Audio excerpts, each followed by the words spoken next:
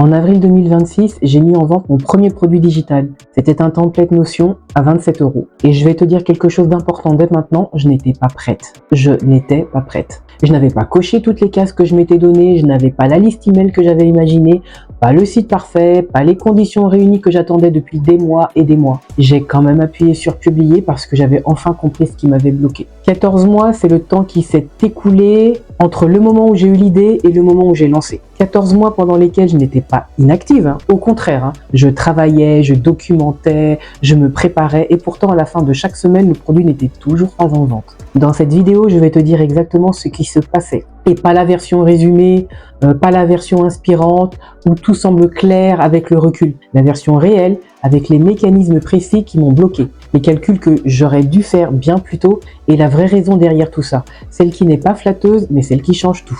Moi c'est Gray, 48 ans, dev full stack, reconverti après 15 ans, femme au foyer. Maman solo de 3 enfants, j'ai fondé Calling Queen 40 pour les femmes de 40 ans et plus qui veulent construire leur business digital. Avec les outils de 2026, même sans diplôme tech, même en partant de zéro, et si tu as une idée qui attend depuis quelques semaines, quelques mois ou peut-être plus longtemps que tu ne veux l'admettre, cette vidéo est exactement pour toi, reste là. Je vais te raconter ce à quoi ces 14 mois ont vraiment ressemblé, de l'intérieur. Parce que de l'extérieur, on ne voit rien. On ne voit pas la quantité de travail, on ne voit pas les décisions reportées, on ne voit pas les semaines qui passent en faisant des choses qui ressemblent à de l'avancement sans jamais atteindre le moment du lancement. En novembre 2024, je suis toujours en pleine reconversion et j'ai un blog en construction, des idées partout. Et j'ai un problème concret. Je cherche un système pour organiser tout ça. Je cherche un workspace qui soit à la fois une roadmap sur 3 mois, donc sur 90 jours, un tracker hebdomadaire et un endroit pour garder mes projets actifs clairs. Je cherche sur Google, je cherche sur YouTube, dans des groupes Facebook, je trouve des choses proches, mais jamais exactement ce que je cherche. Alors je le construis pour moi.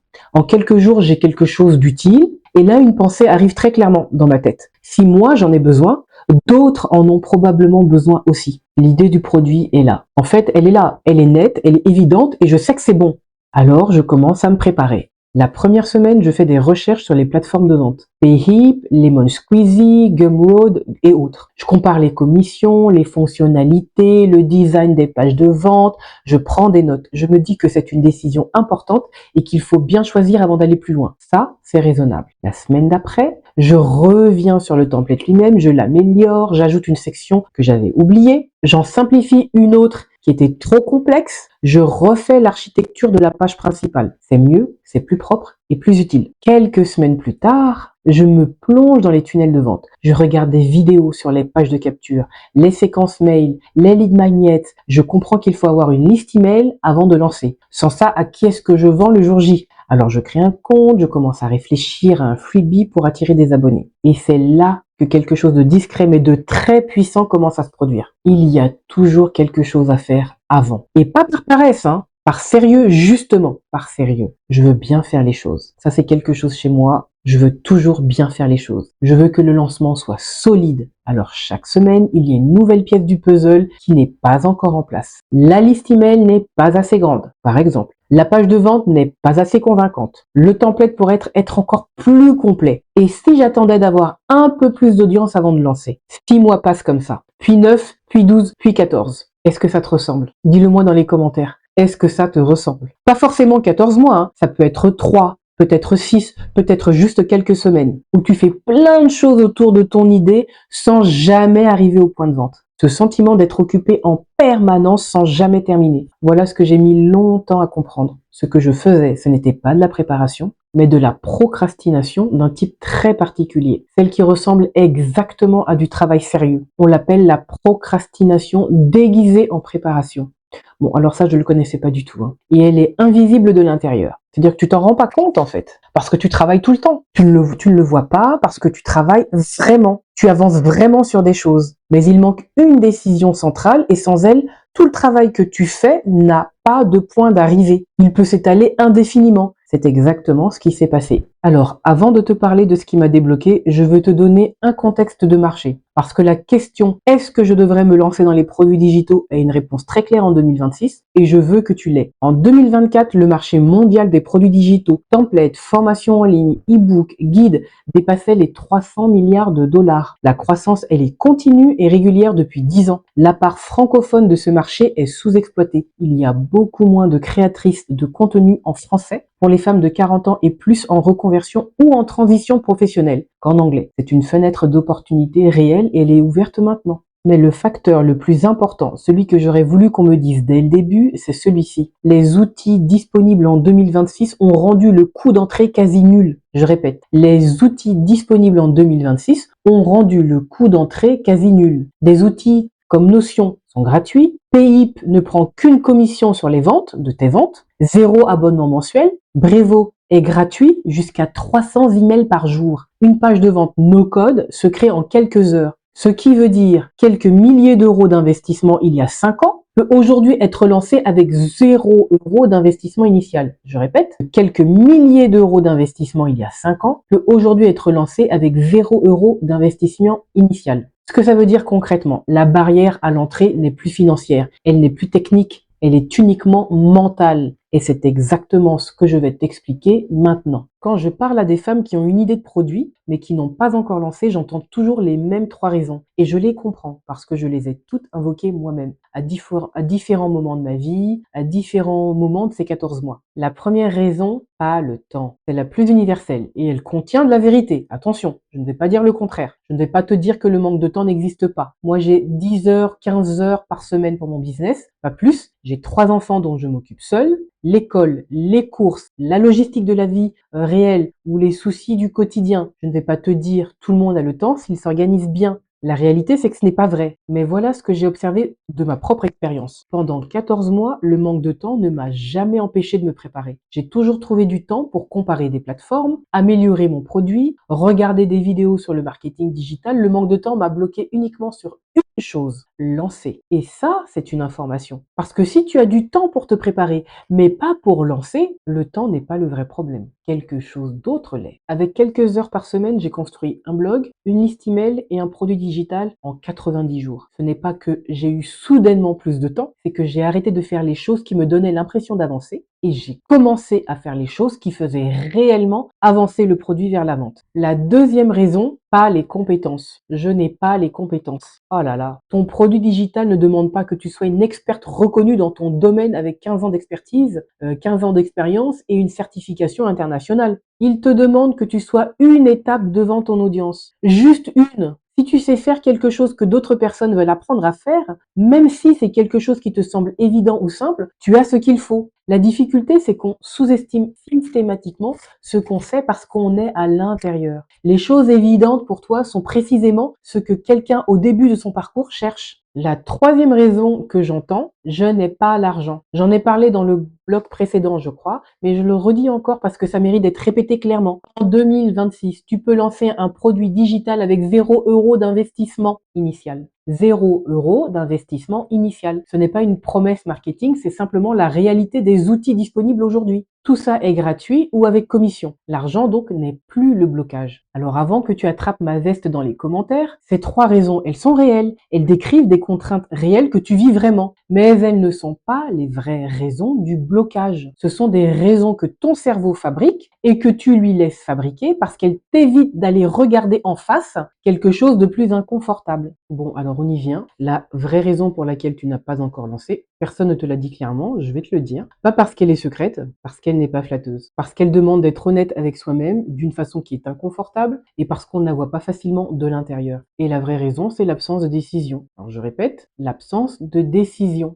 Pas l'absence d'idée, hein, attention. Pas l'absence de motivation. Pas l'absence de compétences. L'absence d'une décision concrète, formulée, posée quelque part à l'extérieur de ta tête. Parce qu'en fait, il y a une différence entre je vais essayer de lancer quelque chose cette année et mon produit sera en vente le 1er avril. Que tu la vois, cette différence. Elle peut sembler petite dans la formulation, elle ne l'est absolument pas dans les conséquences. Dans le premier cas, tu te laisses une porte de sortie permanente. Si les conditions ne sont pas exactement réunies quand tu y penses, tu n'as pas à te justifier, tu n'as juste pas encore lancé. Tu peux continuer à te préparer et voilà. Dans le deuxième cas, tu as pris un engagement réel, avec une date, avec toi-même. Et les engagements peuvent échouer. Et l'échec, ça fait peur. Et c'est ça le vrai mécanisme. La peur du travail, pas la peur de la technique, la peur d'être vu en train d'essayer et de ne pas réussir. La peur de lancer quelque chose que personne n'achète et d'avoir la preuve concrète que l'idée ne valait rien ou que tu ne valais rien. C'est ce que ton cerveau essaye d'éviter. Et il y arrive très bien en te gardant en état de préparation permanente. La paralysie par l'analyse fonctionne exactement comme ça. Plus tu te prépares, plus tu te convaincs qu'il manque quelque chose d'essentiel avant de pouvoir lancer. Plus tu consommes du contenu sur les produits digitaux, plus tu te dis que tu n'en sais pas assez parce que tu découvres toujours quelque chose que tu ne savais pas avant. Plus tu perfectionnes le produit, plus les imperfections restantes deviennent visibles. C'est un mécanisme de protection. Ton cerveau te protège de l'inconfort, de l'exposition, d'être vu, d'être jugé, de risquer que ça ne fonctionne pas. Le problème, c'est que ce mécanisme ne te protège pas vraiment. Il te paralyse. Et pendant qu'il te paralyse, il te coûte quelque chose de très concret. Quelque chose que j'ai mis du temps à quantifier et que j'aurais dû quantifier bien plus tôt. Ce qui a tout changé pour moi n'était pas un podcast inspirant, n'était pas un livre de développement personnel, c'était une question simple que je me suis posée un matin de janvier 2026. Qu'est-ce que ça me coûte concrètement de ne pas avoir lancé? Et j'ai fait le calcul. Alors, si je fais le calcul, reprenons un peu. Novembre 2024, l'idée est là. Le produit est construit. Si j'avais lancé à ce moment-là à 27 € mon produit, et si j'avais vendu seulement 5 produits par mois, pas 50, pas 100, 5, c'est environ une vente par semaine et quelque chose en plus, 5 ventes par mois sur 14 mois. Ça fait 70 ventes. 70 ventes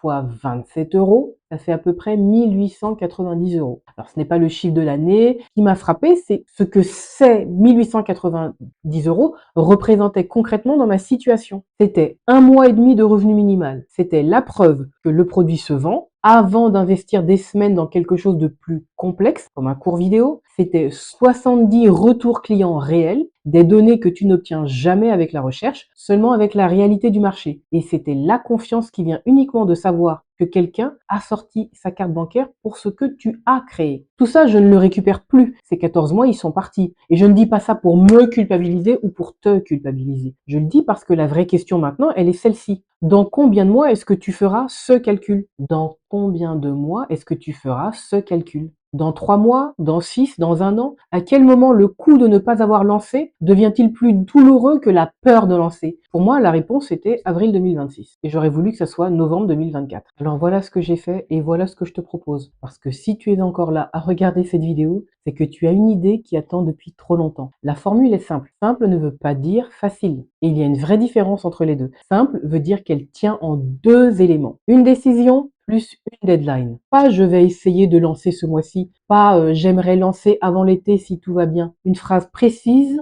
formulée clairement. Mon produit sera en vente le avec ta date. Et cette date, tu la poses quelque part à l'extérieur de ta tête, dans ton agenda, dans un fichier Notion, Excel, Word, sur un post-it, sur ton écran, n'importe où, mais à l'extérieur. Parce qu'une intention qui reste dans ta tête peut s'effacer facilement. Une décision posée à l'extérieur crée une forme d'engagement, même vis-à-vis de toi-même, que tu ne peux plus ignorer aussi facilement. À partir de cette date, chaque décision se filtre par une seule question. Est-ce que ça m'aide à être en vente à cette date? Si oui, tu le fais. Sinon, tu le mets en attente. C'est ça la clarté opérationnelle. Et elle change complètement la façon dont tu utilises tes heures de travail. Alors voilà les 5 étapes que j'ai suivies pour aller de l'idée à la date de lancement. Étape 1, définir le produit en une phrase. Pas une page de description, pas une liste de fonctionnalités, une seule phrase. Je vends quoi?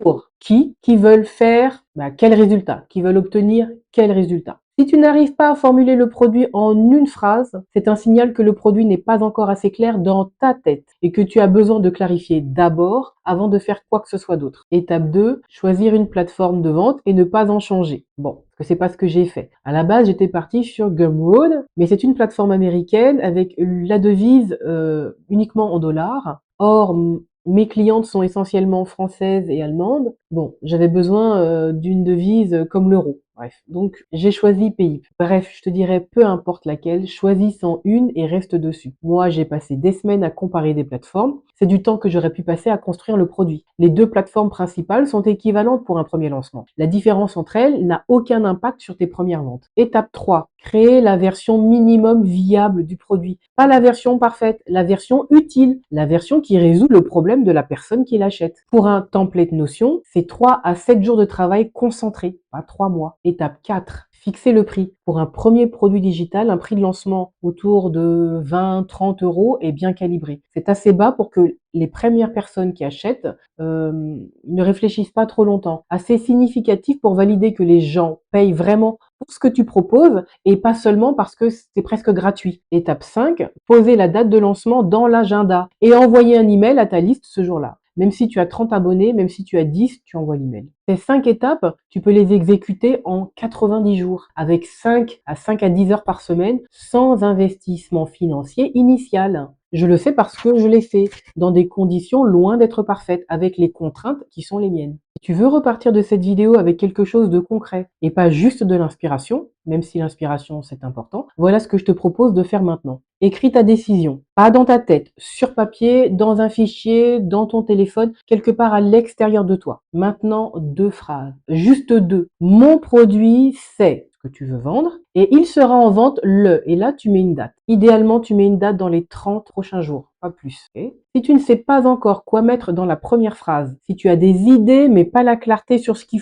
vaut vraiment la peine d'être créé en premier, j'ai construit une ressource gratuite exactement pour ça. La checklist gratuite, les 10 premières étapes pour ton produit digital ou ton premier produit digital. Elle te guide dans l'ordre, elle t'aide à clarifier l'idée avant de te lancer dans l'exécution. Le lien est en description. C'est gratuit, ça prend 15 minutes à lire, voire moins, et c'est le meilleur point de départ que je connaisse si tu es au tout début. Et si tu sais déjà ce que tu veux créer, donc tu as l'idée, tu as la motivation, mais tu passes ta semaine à jongler entre 5 onglets, 3 listes et un carnet que tu ne retrouves plus, bref, tu cherches le système pour t'organiser et exécuter sans te disperser, c'est exactement pour ça que j'ai construit ce workspace Notion. Mon système réel, celui que j'utilise pour gérer un business solo avec 10 heures par semaine disponibles, tracker de 90 jours, projet actif, idées en attente, tableau de bord hebdomadaire, tout au même endroit, pensé pour quelqu'un qui n'a pas de temps à perdre. Tout ce dont tu as besoin pour passer de l'idée à la vente. Et si tu veux ce système sans attendre de le construire toi-même, le template est en description, 27 euros, un clic et tu travailles avec mon système dès aujourd'hui. La seule vraie question à la fin de cette vidéo, c'est celle-ci. Dans combien de temps est-ce que tu regarderas en arrière en te demandant pourquoi tu n'as pas agi le jour où tu as regardé cette vidéo? À bientôt.